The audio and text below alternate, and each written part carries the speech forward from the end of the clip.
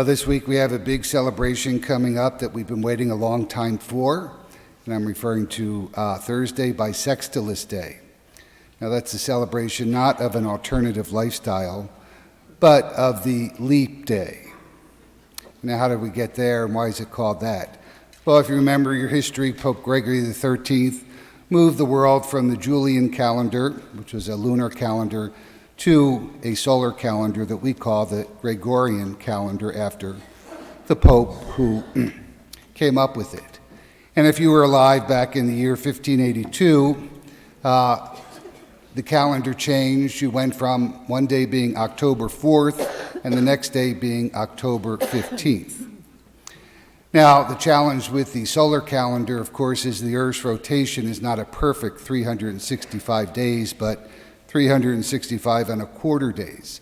So, as you know, to compensate for that, they added an extra day every 4 years, except in years ending in 00, unless they are divisible by 400. Now, you remember that from third grade, I'm sure. And the extra day that they added was an extra February 26th, or actually February 24th, I'm sorry. And so you had Monday, February 24th, and then the next day was Tuesday, February 24th. And that worked okay, but eventually someone came up with the idea of let's just make it February 29. So bisextilis just refers to a double 24 when the calendar was added. But that's one of the ways the church has influenced Western civilization, our culture, and has propelled it towards the good.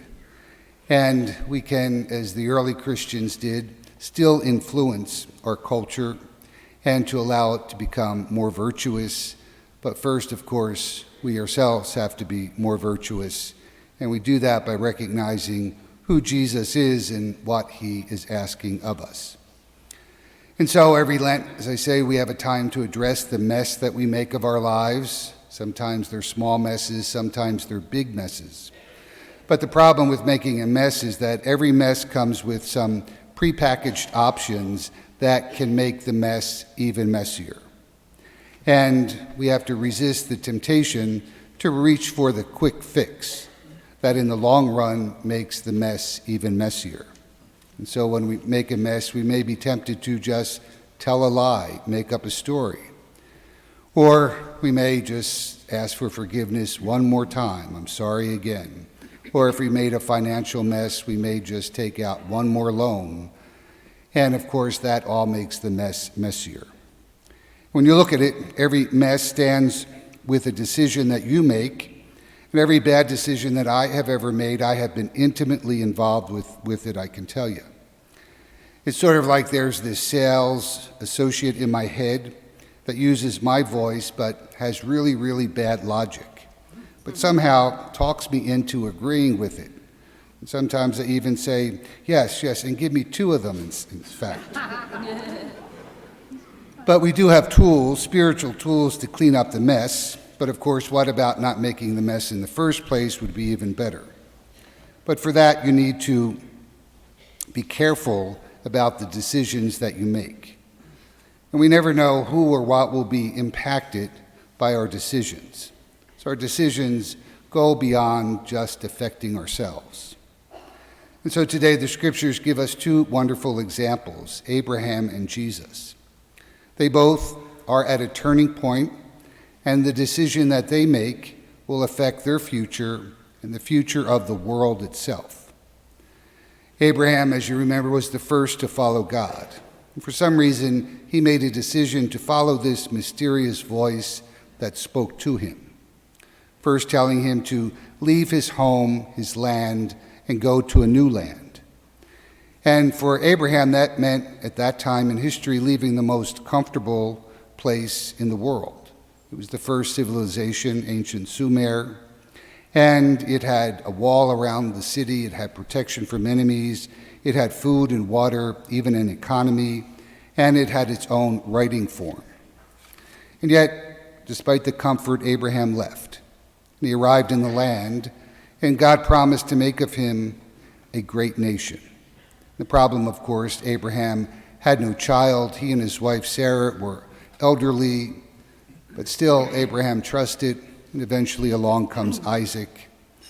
Abraham knew the voice that was speaking to him was trustworthy.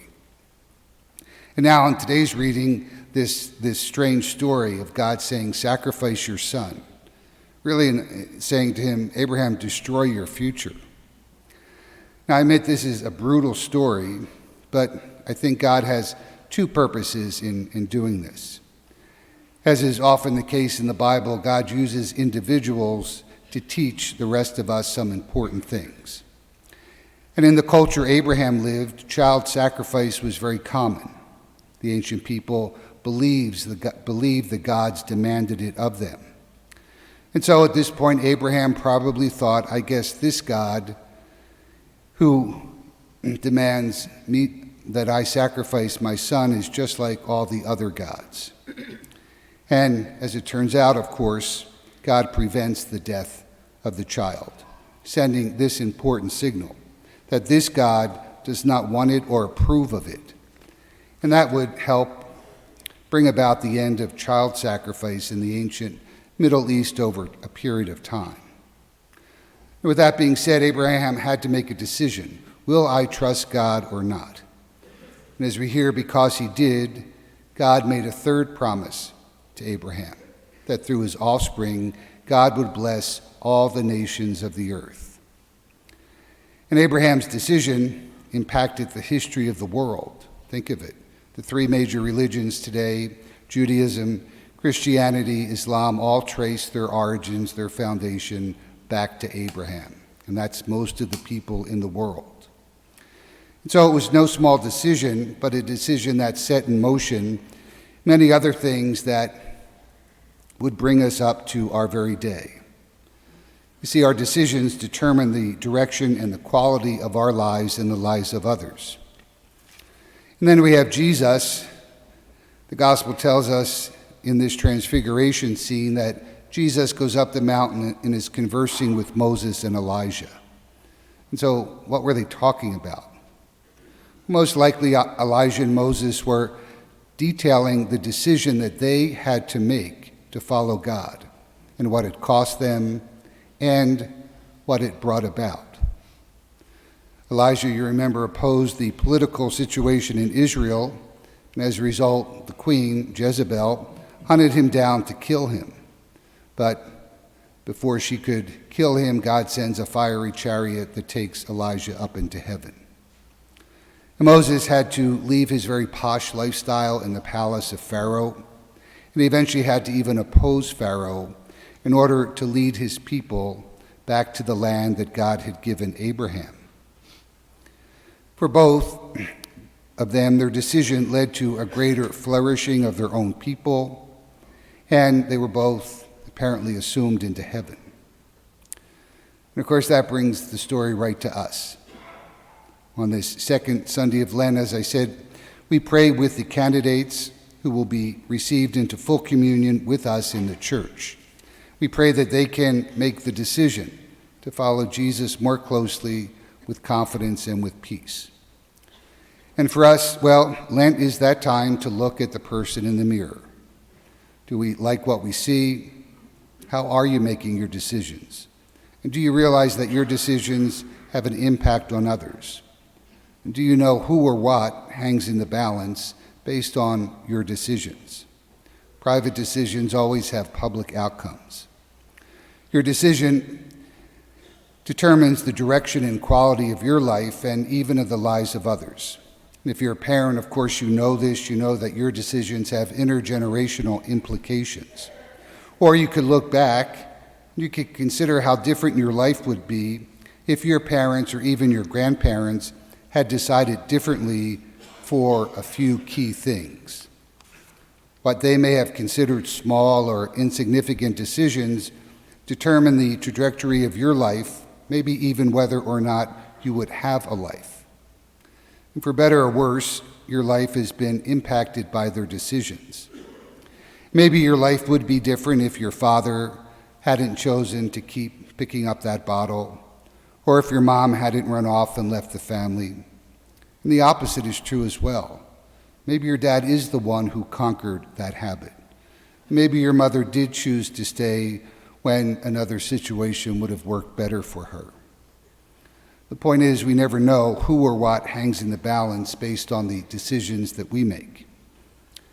And think of it, if Abraham had made a different decision, the history of humanity would be very different.